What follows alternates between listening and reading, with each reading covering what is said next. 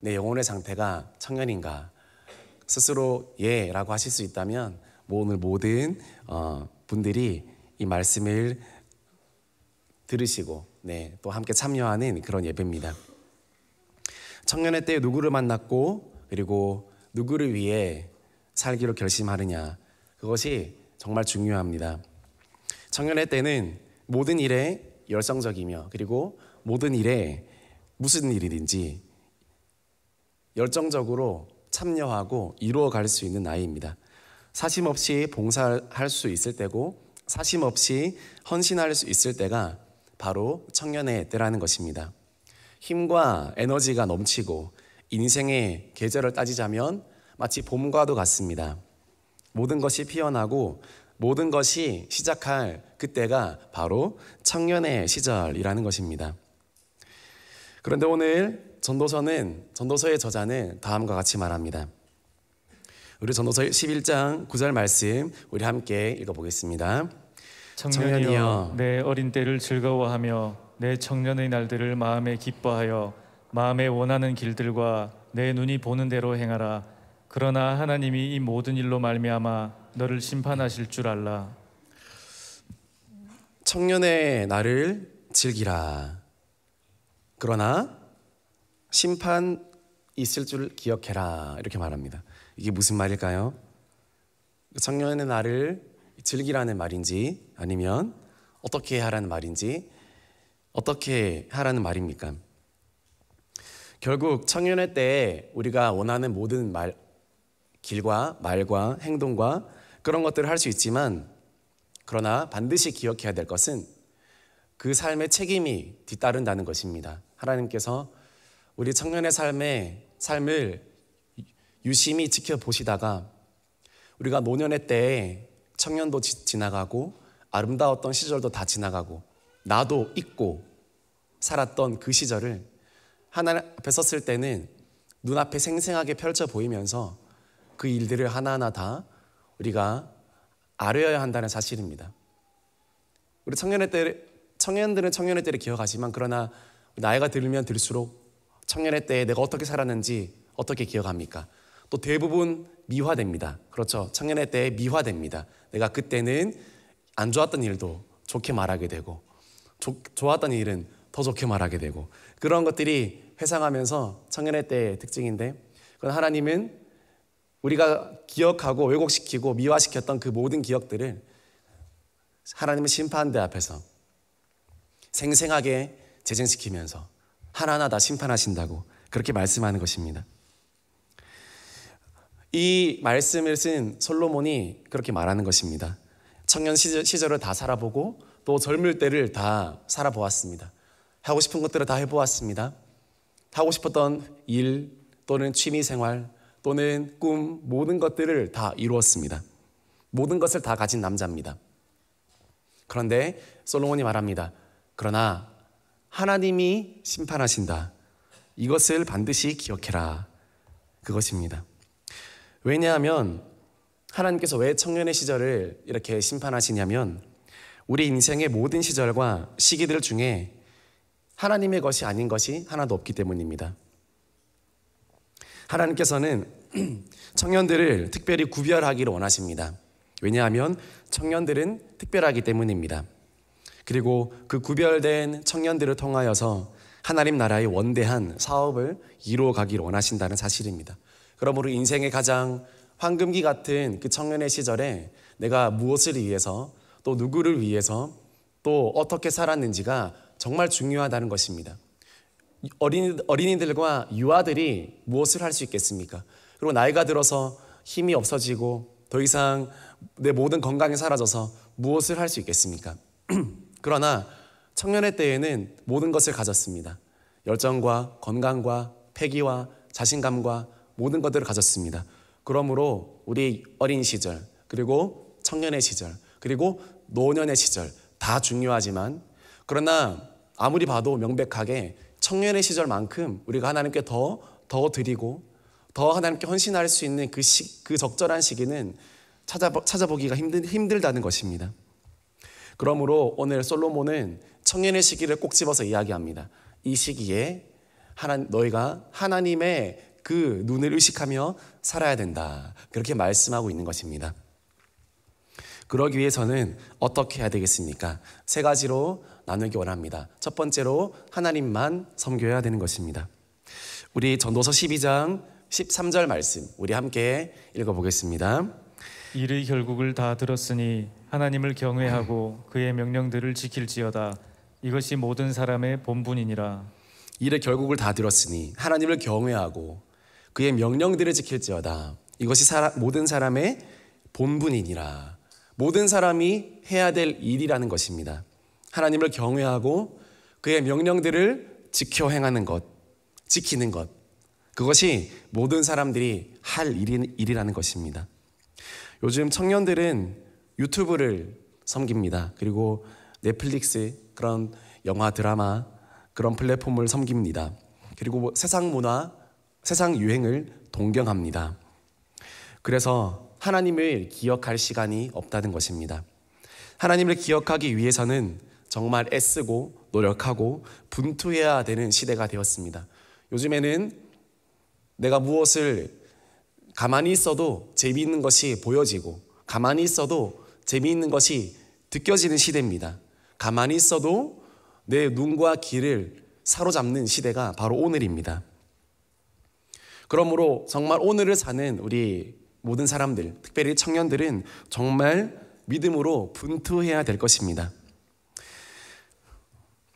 레위기와 신명기 말씀, 또 잠언, 전도서 이런 말씀들은요, 사실은 끊임없이 자녀 세대들에게 그리고 다음 세대와 청년 세대들에게 말씀을 가르치고 하나님 경외하기를 가르치기 위해 쓰여진 성경책입니다. 앉으나 서나 가르치라. 이것이 신명기 말씀이지 않습니까? 내가 거룩하니 너희도 거룩해라. 이것이 레위기 말씀입니다. 왜냐하면 그것이 청년으로 살아가는 가장 바른 길이고 가장 행복한 길이기 때문입니다. 이 레위기와 신명기 모든 말씀은 광야 생활에서 주어졌습니다.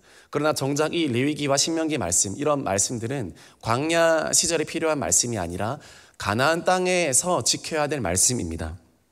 가나안 땅에서 세속 문화가 판치고 세상 문화가 넘실대는 그곳, 우상 숭배가 만연하고 이방 종교가 너무나 극심해서 선택된 백성들조차 넘어가고 죄악을 저지를 수밖에 없는 그 가나안 땅에서 어떻게 거룩하고 순결하게 하나님을 경외하며 살아가야 되는지를 명확하게 가르쳐주는 말씀이 바로 레위기 말씀 그리고 신명기 말씀입니다.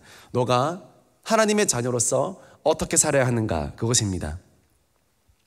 그러므로 하나님께서는요, 언제나 특별히 다음 세대와 그리고 청년들에게 관심이 많으시고 그리고 하나님의 말씀을 섬기는, 하나님을 섬기는 믿음을 강조하고 있었다는 것입니다. 우리 시편 119편 9절 말씀에도 이렇게 말씀합니다. 우리 같이 읽어보겠습니다. 청년이 무엇으로 그의 행실을 깨끗하게 하리이까? 주의 말씀만 지킬 따름이니이다. 청년이 무엇으로 그의 행실을 깨끗하게 하리이까? 무엇으로 깨끗해집니까? 주의 말씀만 지킬 따름이니이다. 청년의 자랑은 깨끗함입니다. 청년의 자랑은 순수함입니다. 그래서 새벽 이슬 같은 주의 청년이라고 말하지 않습니까? 새벽 이슬은 순전함입니다. 깨끗함입니다. 투명함입니다.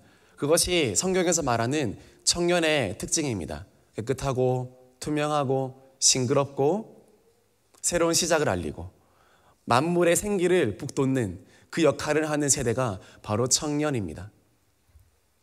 YMCA 설립자였던 영국의 조지 윌리엄스는 16살 되던 해에 하나님께 헌신했습니다. 그는 예수님의 구원에 대해 너무나 기쁜 나머지 이렇게 기도했습니다. 하나님, 내 몸과 내 영혼을 모두 바쳐 주님을 위하여 살게 하소서. 주님께서 십자가의 죽으심으로 이 죄인을 구원해 주신 것을 생각할 때 저는 어찌할 바를 모르겠습니다. 당시 영국은 산업혁명 이후에 완전히 물론 경제는 발전했지만 그러나 문화와 가치는 혼돈 속에 빠져 있었습니다. 그래서 젊은이들이 어디로 가야 할지 몰랐고 세속적인 유혹에 빠져들게 되었습니다.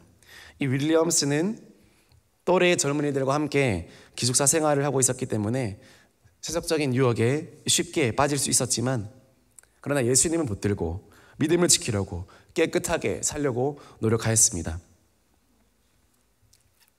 저도 기숙사에 산 적이 있습니다. 대학교 1학년 때 기숙사 산 적이 있는데 그때 제가 있던 층이 7층 남자층이었고 8층 여자층이었습니다. 그런데 같은 과가 같이 지냈습니다. 밤마다 난리가 나는 것입니다. 남자는 여자 방에, 여자는 남자 방에 술을 마시고 게임을 하고 안 좋은 행동들을 하고, 그래서 다 쫓겨났습니다. 다 모두 쫓겨난 것입니다. 그러나 윌리엄스는 그런 혼돈스러운 환경 가운데서도 믿음을 깨끗하게 지키려고 그렇게 노력했습니다.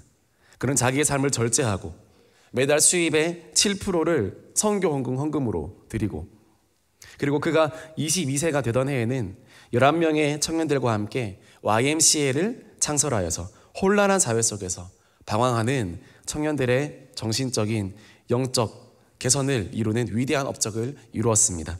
그리고 이 청년들을 통하여서 귀한 하나님의 일들을 많이 감당하였습니다.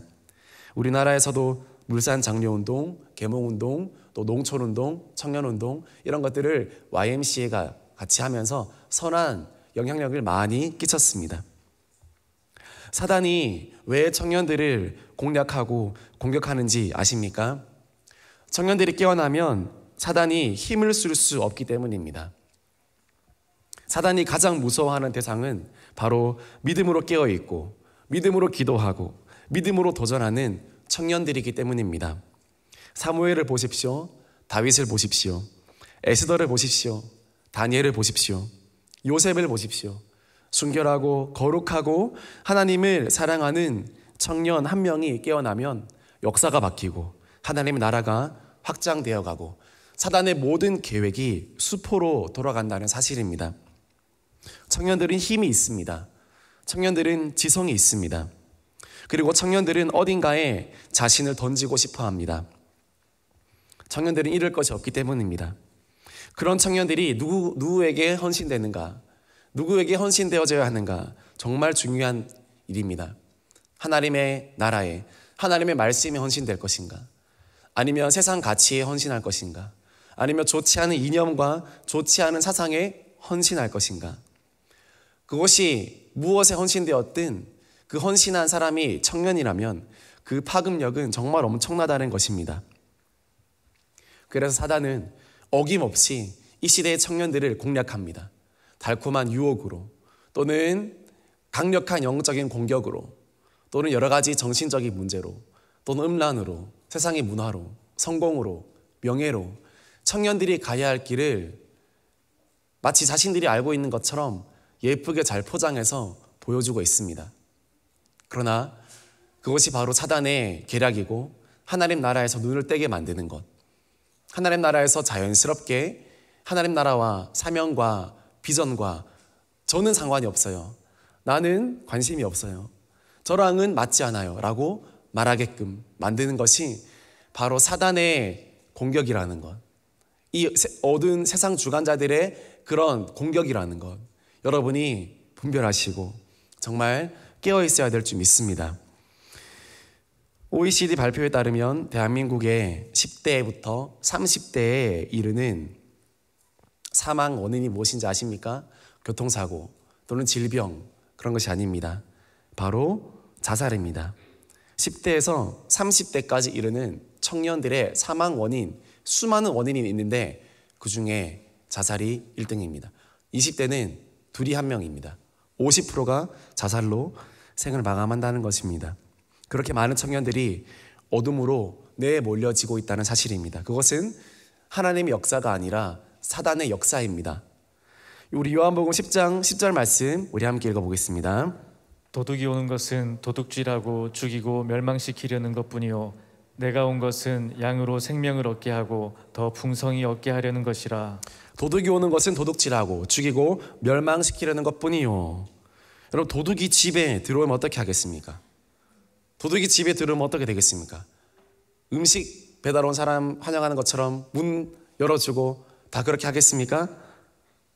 도둑이 오는 것은 죽이고 멸망시키려는 것뿐입니다. 도둑이 들어오면 쫓아내야 됩니다. 방망이를 들고 집에 있는 집기를 들고 집어 던지고 소리치고 또 내 자녀들을 어떻게 하지 않을까?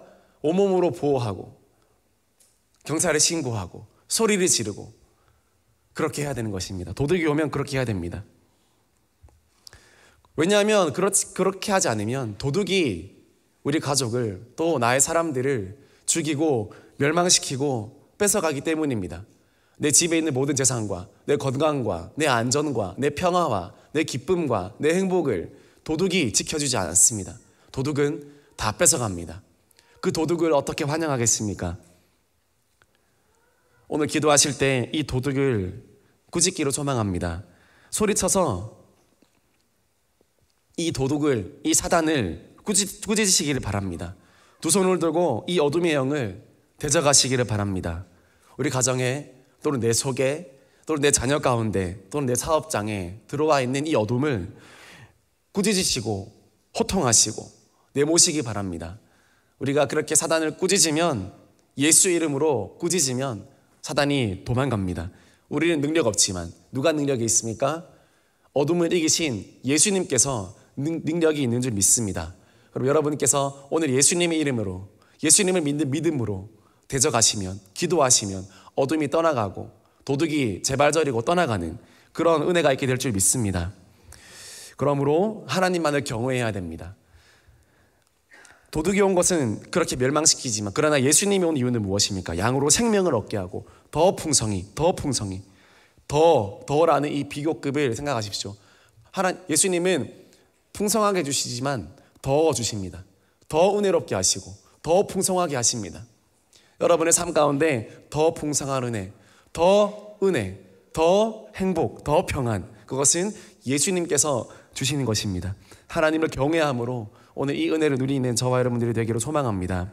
두 번째로 청년들은 하나님이 창조주임을 기억해야 됩니다. 전도서 12장 1절을 보니까 너는 청년의 때에 너의 창조주를 기억하라. 창조주를 기억하라. 하나님을 지칭하는 단어들은 많습니다.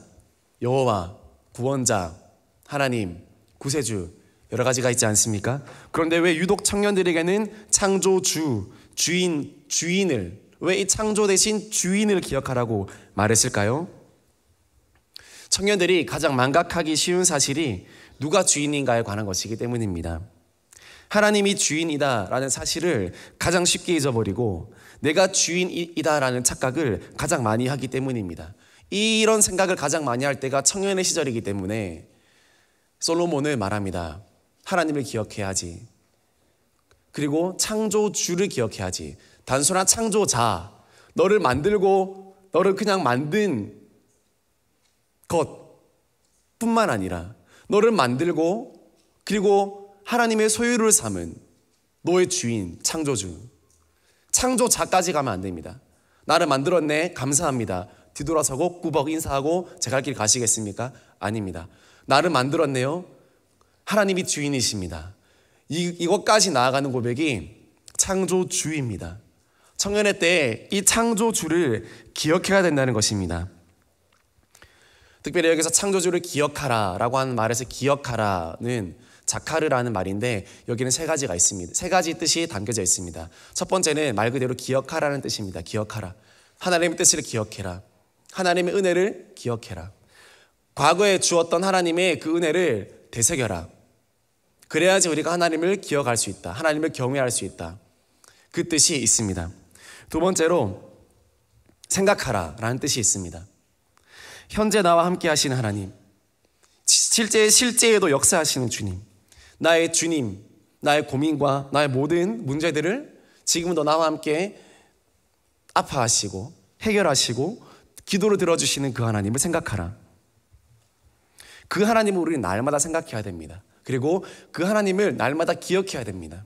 그래서 신명기 32장 7절 말씀에도 이렇게 말씀하고 있습니다. 우리 같이 읽어보겠습니다. 옛날을 기억하라. 역대의 연대를 생각하라. 내 아버지에게 물으라. 그가 내게 설명할 것이요 내 어른들에게 물으라. 그들이 내게 말하리로다. 옛날을 기억하라. 역대의 연대를 생각하라. 내 아버지에게 물으라. 여기에 지혜가 다 담겨 있지 않습니까? 우리 청년들이 제일 못하는 것이 여기 다 있습니다. 기억하는 거, 하나님의 은혜를 생각하는 거. 그리고 아버지들에게 묻는 것. 여기서 아버지는 영적인 리더들도 다 포함되는 것입니다. 이렇게 돼야 됩니다. 그래야지 하나님을 우리가 경외할 수 있습니다. 지난주 토요일 날 목자 목녀 모임 때 우리 교회가 어떻게 흘러왔는가 관련된 영상을 보았습니다. 우리 교회가 어떻게 이때까지 흘러왔는가, 옛날을 기억하고 역대의 연대를 생각하게 되는 그런 시간이었습니다. 그러면서 이 교회의 주인이 누구였던가, 하나님이 어떻게 인도하셨던가 되돌아보면 되돌아볼수록 마음에 새겨지더라는 것입니다. 언제요? 하나님께서 어떻게 인도하셨는가 되돌아볼 때, 옛날을 기억할 때, 역대의 연대를 생각할 때 하나님께서 어떻게 나를 인도하셨던가 기억나게 된다는 것입니다. 왜 타락합니까? 왜 넘어집니까? 현재 받은 축복에 교만하여서 역대의 연대를 잃어버리고 과거의 기억을 잃어버렸기 때문에 우리가 넘어지는 것 아니겠습니까? 개인도 마찬가지입니다. 개인의 연대를 생각해 보십시오. 나의 옛날을 기억해 보십시오. 내가 예수님을 만나고 하나님께 받은 은혜를 기억해 보십시오. 그때부터 지금까지 하나님께서 우리 가정을, 나를 어떻게 인도해 오셨던가를 생각해 보십시오. 지금 단순히 지금의 문제, 지금도 문제죠. 문제가 많죠. 그러나 내가 예수님을 믿고 나서부터 지금까지 온 모든 삶의 여정 가운데 하나님이 어떻게 인도하셨는가, 그것을 기억하면 우리 입에는 감사밖에 나오지 않을 것입니다. 우리 입에는 은혜라 라는 이 고백밖에 나오지 않을 것입니다. 그리고 하나님이 주인이십니다 라는 고백밖에 나오지 않을 것입니다. 구약에 보면 하나님께서 이스라엘 백성들에게 제사와 절기를 엄청 강조하십니다. 제사는 이렇게 드리는 거야. 제사는 이렇게 이 시간에 이런 모습으로 이런 사람들이 하는 거야. 절기는 이렇게 지키는 거야. 이 사람들이 이렇게 준비해서 이렇게 하는 거야.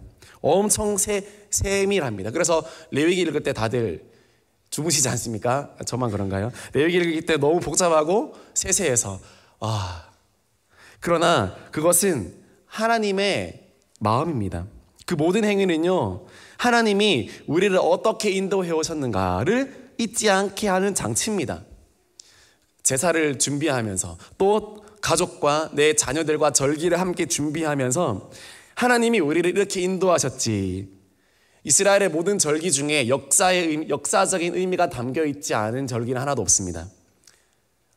모든 절기는 하나님이 어떻게 일하셨는가가 그 절기의 원인입니다. 7.7절, 초막절, 유월절, 장막절, 모든 것이 하나님이 어떻게 우리 인생 가운데 일해 오셨는가를 기억하게끔 하는 절기입니다. 그러므로 이스라엘 백성들의 가장 중요한 의무는 바로 이 하나님을 기억하고 이 하나님을 생각하는 것이었습니다. 오늘 날은 무엇입니까? 예배이지 않습니까? 우리 온 세대가 함께 드리는 예배, 이 예배의 자리에서 우리는 날마다 하나님의 인도하심을 생각하고 하나님이 앞으로 어떻게 인도하실 것이라는 것을 소망할 수 있는 것입니다. 곧 추수감사주일입니다. 이 절기를 통하여서 우리 교회와 우리 가정을 인도해 오신 하나님을 기억하지 않으시겠습니까? 그리고 앞으로 우리 교회와 우리 가정을 어떻게 인도하실지 기대하며 헌신하지 않겠습니까? 늘 하나님을 기억하는 신앙. 사실 청년들은 무작정 달려가는 건 잘하지만 뒤돌아보는 건 잘 못합니다. 하나님 나를 어떻게 인도해 오셨던가, 내가 어떻게 대학교에 입학했던가, 내가 어떻게 재학비전을 졸업했던가, 내가 어떻게 학창시절을 믿음으로 지켰던가, 그거 다 있고 지금 내가 겪고 있는 그런 상황들 때문에 이런저런 핑계를 대는 경우가 얼마나 많습니까? 그러나 하나님 말씀하십니다. 기억하라. 역대의 연대를 생각하고 옛날을 기억하라. 모르겠으면 물어라. 그러면 내게 설명할 것이요, 하나님께서 너를 인도하실 것이다. 그렇게 이야기하는 것입니다. 세 번째로 이 기억하라라는 말에는 행동하라라는 의미가 포함되어 있습니다. 하나님을 기억하기 위해서는 행동해야 된다는 것입니다. 단순히 믿는 것뿐만 아니라 믿음으로 실천해야 됩니다. 기도의 자리에 나와서 기도의 자리를 채우고 하나님 앞에 나아가야 된다는 것입니다. 다니엘 기도회 차길령 선생님, 자기 영적 리더로부터 하루 1시간 기도하세요 라는 그 말을 듣고 3년 동안 아침마다 1시간씩 빼지 않고 기도했다고 합니다. 중요한 거는 그분이 믿음 있고 없고가 아니라 그것을 실천했다는 것입니다. 기도가 잘 될 때도, 기도가 안 될 때에도, 은혜가 있을 때에도, 은혜가 없을 때도, 몸이 아플 때도, 아프지 않을 때도, 내가 멀쩡할 때도, 멀쩡하지 않을 때도, 내가 좋게 보일 때도, 내가 나쁘게 보일 때도 상관없이 내가 하나님과 약속한 그 자리에서 1시간 기도하리라, 하나님 만나리라. 그렇게 기도한 결과 3년이 지나서 모든 문제가 해결되어지고, 여전히 문제가 있지만 더 이상 문제에 매이지 않고 기도로 문제를 해결해 나갈 수 있는 그런 영적인 습관을 얻었다고 그렇게 이해하고 있습니다. 기도 노트도 3권씩 들고 다니면서 그렇게 기도를 하지 않습니까? 기도는 철저하게 행동입니다. 우리의 믿음도 행동입니다. 행동할 때 역사가 일어나게 될 줄 믿습니다. 그러므로 청년들이 해야 될 두 번째는 하나님이 창조주임을 기억하는 것. 이 기억하는 것에는 단순히 기억뿐만 아니라 깊이 생각하고, 또 기억과 생각에서 그치는 것이 아니라 행동까지 나아간다는 것 기억하시기를 소망합니다. 마지막으로 청년들은 사명을 자각해야 되는 것입니다. 청년의 때에 사명을 자각하면 놀라운 일들이 일어납니다. 예수님은 33세 세상을 구원하셨고, 프란시스코는 23세 회심하고 20대 중반에 수도원을 설립했습니다. 루터는 22살에 회심하고 33살 때 종교개혁을 단행했습니다. 칼빈은 27살 때 부르의 명작인 기독교 강요를 남겼고, 존 웨슬레는 35살에 감리교를 만들었고, 윌리엄 부스는 15살에 회심하고 17살에 감리교 목사를 지원했습니다. 그리고 그는 50이 되기 전에 구세군을 창설했습니다. 조지 필드는 22살에 세계적인 설교자로 쓰임받았고, 무디는 18살에 회심하여서 그 후에 19세기에 잠든 미국을 깨워 일으킨 위대한 복음의 전도자가 되었습니다. 청년들이 사명을 자각하면 이처럼 놀라운 일들이 일어나기 때문에 사단은 그토록 청년들을 공격하고 어떻게든 사명을 발견하지 못하고 그냥 자신에게 함몰되도록 살아가도록 내버려 둔다는 것입니다. 그러나 또한 청년은요, 이렇게 단순한, 제가 아까 나이를 말씀드렸죠. 이 사람이 이렇게 20살에 30살에 이렇게 했습니다라고 말씀드렸지만, 사실 유대 문화에서 이 청년이라는 의미는 조금 더 넓은 의미입니다. 고대 이스라엘의 나라에 나라 간의 전쟁이 있지 않습니까? 그럴 때 군인을 모집합니다. 싸울 만한 자들이요. 거의 반강제로 끌려갈 때도 있지만 자발적으로 모집할 때도 많습니다. 싸울 사람들은 나오라. 우리 지금 이스라엘이 전쟁을 치러야 되고 이스라엘이 지금 국면에 처했으니 싸울 사람들은 나오시오. 밥을 나르든 물을 나르든 아니면 깃발을 들고 있든 아니면 허드렛 일을 해도 좋으니 싸울 사람들은, 나라를 지키고 싶은 사람들은 나오세요. 그렇게 말할 때 부름받고 나온 사람들, 그 사람들을 청년으로 보는 것입니다. 이스라엘 문화에서 바라보는 청년의 또 다른 면이 바로 그 면입니다. 부름받은 사람인가? 나라를 위해 부름받은 사람인가? 생물학적인 나이가 아니라 사명적인 책임감으로 보는 것입니다. 저 사람이 여전히 이스라엘을 위해서 할 일이 있는가? 저 사람이 여전히 하나님을 위해서 할 일이 있는가? 크든 작든 하나님 나라를 위해서 일하고 싶은가? 그것을 청년의 기준으로 본다는 것입니다. 오늘날로 말하면 무엇입니까? 오늘날 하나님 나라를 위해서, 또 영혼을 위해서, 또 교회를 위해서 일하고 싶은가? 그것을 위해서 싸울 자들은 나오라 할 때 나올 수 있는가? 그때 나오면요, 아무리 나이가 많아도 청년이고, 그때 못 나오면 아무리 혈기가 등등한 젊은 사람이라 할지라도 늙은 사람인 것입니다. 나는 청년입니까? 아니면 나는 어떤 인생의 시기를 지금 보내고 있습니까? 우리 갈렙의 고백을 한번 들어봅시다. 여호수아 14장 10절에서 11절 말씀. 우리 나 자신의 고백으로 생각하시면서 같이 읽어보시겠습니다. 이제 보소서, 여호와께서 이 말씀을 모세에게 이르신 때로부터 이스라엘이 광야에서 방황한 이 45년 동안을 여호와께서 말씀하신 대로 나를 생존하게 하셨나이다. 오늘 내가 85세로 돼 모세가 나를 보내던 날과 같이 오늘도 내가 여전히 강건하니 내 힘이 그때나 지금이나 같아서 싸움에나 출입에 감당할 수 있으니.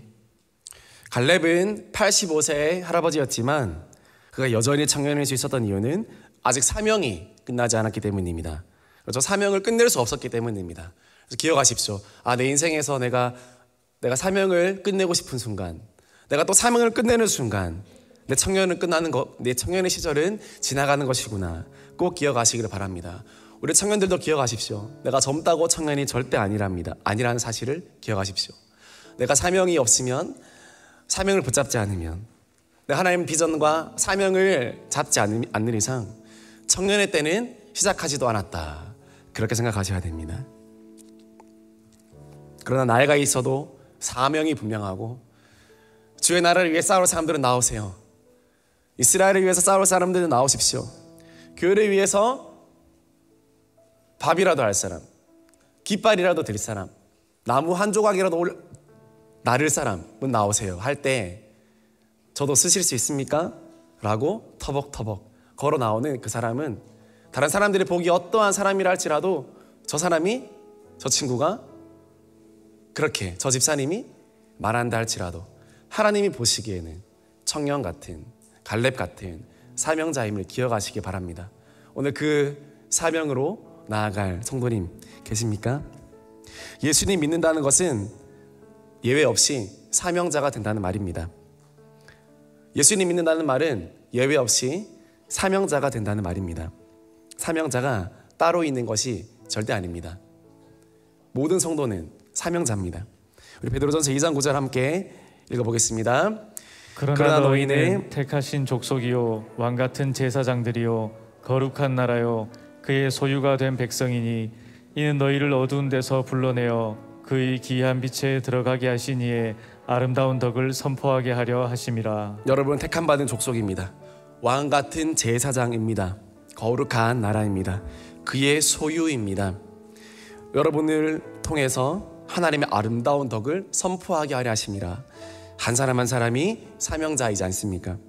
그러므로 모든 사람은 하나님 나라 갈 때까지 사명을 감당하는 청년으로 살아가야 되고, 모든 청년은 사명자고 또 모든 사명자는 반드시 청년이라는 사실을 꼭 기억하시고, 오늘 청년은 하나님을 소망해야 됩니다. 하나님을 기억해야 됩니다 라는 말씀으로 전해드렸는데, 정말 우리의 영혼이 하나님 앞에 늘 영적인 청년으로, 영원한 청년으로 주님을 섬길 수 있는 아름다운 인생이 되어지기를 주님의 이름으로 축복합니다.